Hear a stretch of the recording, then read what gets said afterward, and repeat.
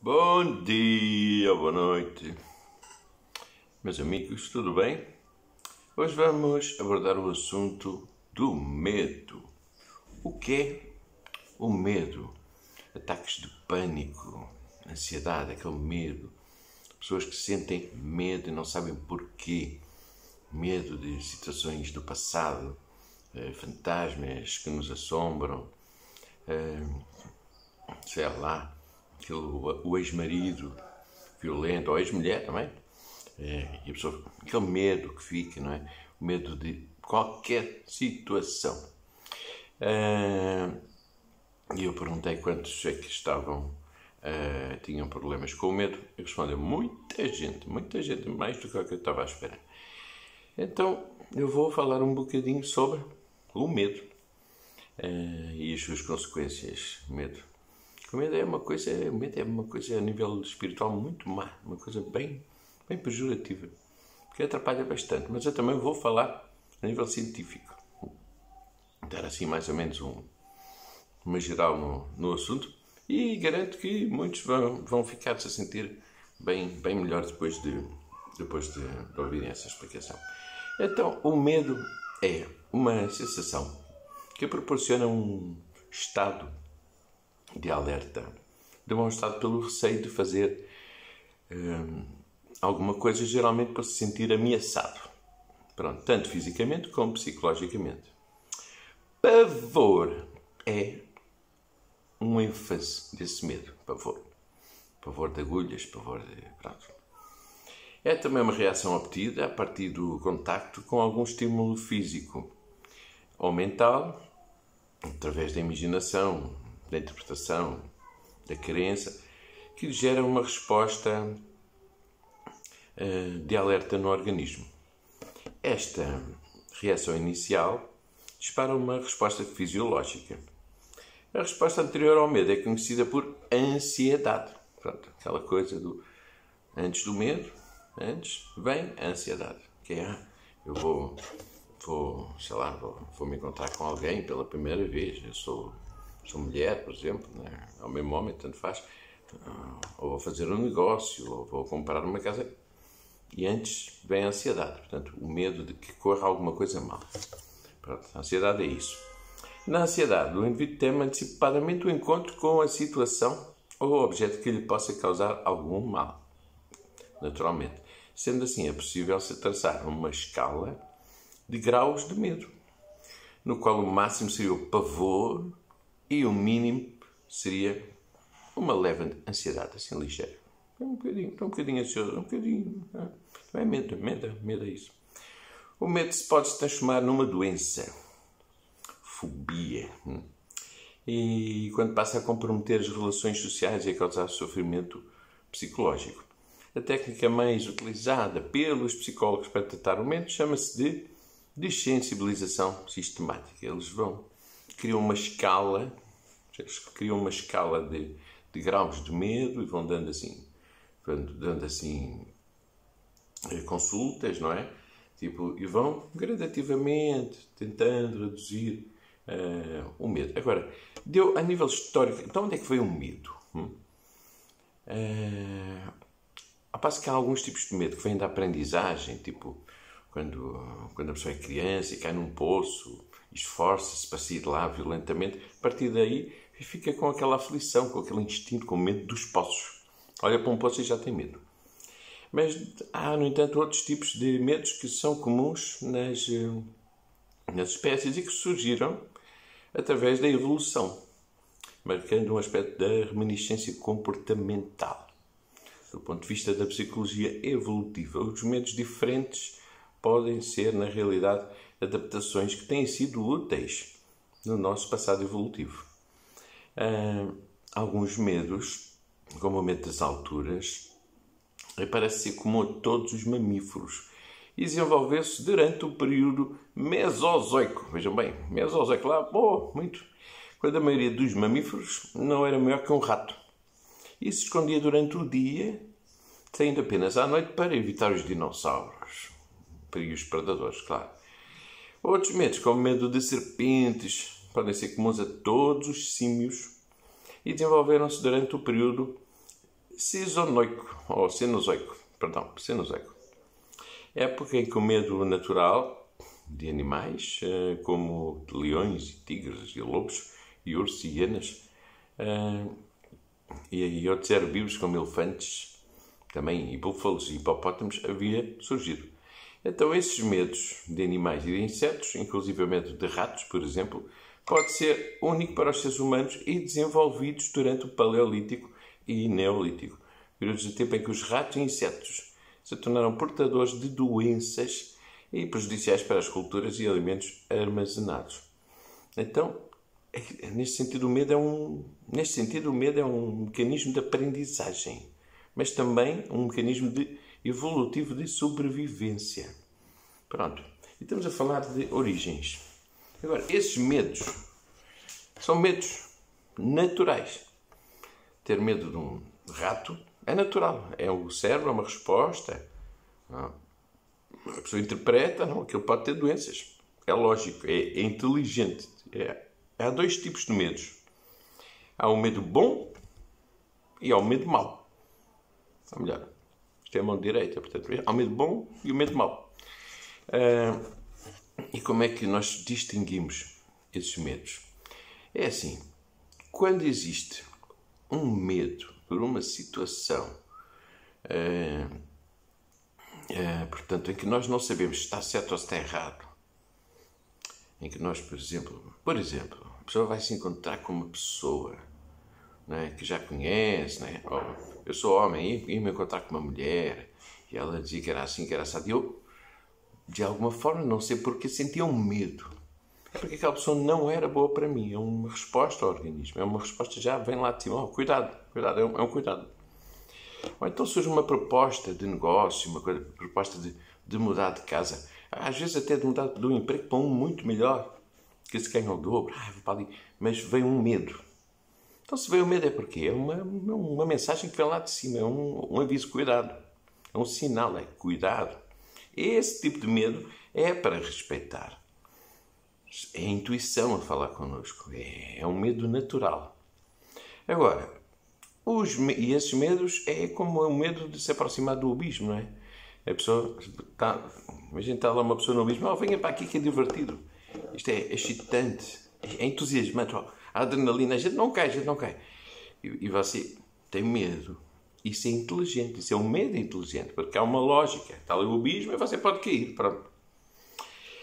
Portanto, esse é o tipo de medo que a gente tem ocasionalmente. Pronto. Quando há um instinto de sobrevivência que diz não vais para ali. Então não vamos largar esse medo, não é? A gente não vai ver uma jaula do leão. Vou dar uma festa no leão. Ficar sem braço. Pronto. O medo vai dizer não, é um leão. É um apito. Pi, pi, pi. Mas há outros tipos de medos que são meio ridículos. Que são, por exemplo, fobias, medo de agulhas, por exemplo. Eu tive muitos anos. Pânico. Hoje em dia, por exemplo, medo de aranhas. Isso vem no DNA porque as aranhas antigamente matavam. Picavam uma pessoa e ela não tinha defesa e morria. Mas com o passar dos anos, e pelo menos em Portugal e em muitos países em que não há aranhas venenosas, esse medo é ridículo porque elas não podem fazer mal. Podem fazer tanto mal como uma melga ou uma mosca, porque não podem fazer uma picadinha assim.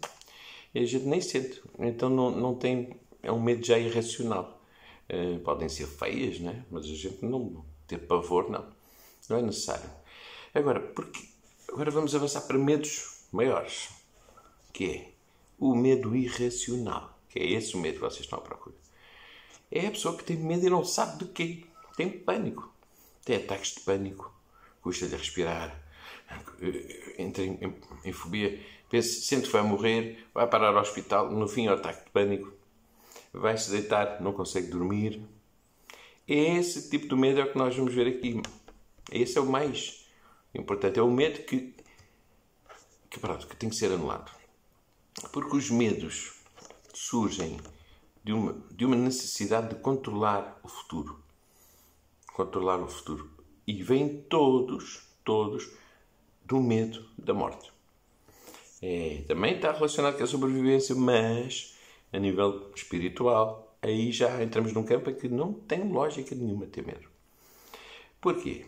Porque se você fizer uma síntese do seu medo, vai ver que todos os medos estão associados à morte. Não há medo que não esteja associado à morte. Há pessoas que dizem, eu não tenho medo da morte. Eu só tenho medo de ficar doente. Eu não tenho da morte, eu tenho medo da hora da morte. Eu não tenho medo da morte, eu tenho medo de apanhar cancro. Isso está tudo associado à morte. Eu não tenho medo da morte, tenho medo de facas. Não tenho medo da morte, tenho medo de cães. Um cão pode matar uma pessoa, não é? Então, tudo está associado à morte, sempre. Então, se você, qualquer medo que está aí, é morte. Então, porquê que um espírita ou alguém desenvolvido vai ter medo da morte? A morte não existe. Não existe morte. Nós estamos aqui, vamos. Tem que haver uma compreensão desse fato. Nós somos intocáveis. Eu estou aqui, daqui a bocado vem lá um lá que não gosta de mim, mata-me. Morri. Não morri. Eu vou lá para o outro lado. Não há razão para ter medo. Nenhum. Mas há um medo que nós não conseguimos controlar. Que é, mesmo sabendo destas coisas todas, é como tirar esse medo de cima. Como tirar o medo. Você está com medo. Então, como é que funciona o medo? O medo funciona assim. Funciona como, imagina, como uma partículazinha que lhe toca no corpo. Começa a subir, a crescer. E de repente você sente o medo de subir pelo corpo para cima. Vem assim do nada. E fica aterrorizado. Por exemplo, vem um fantasma, vem um espírito, por exemplo, toca em você para assustar. E você sente um arrepio. E de repente começa a ficar com medo. Estou com medo. Eu não sei do que estou com medo.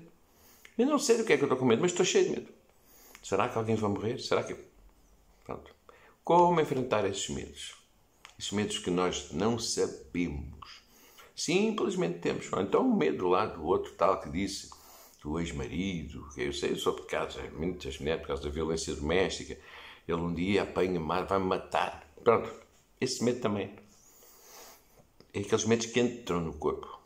Então, eu dei exemplo do ex-marido, pode ser o amante, pode ser o inimigo, pode ser o vizinho, alguém que quer fazer mal. Ele se apanhar vai-me matar, vai-me fazer mal.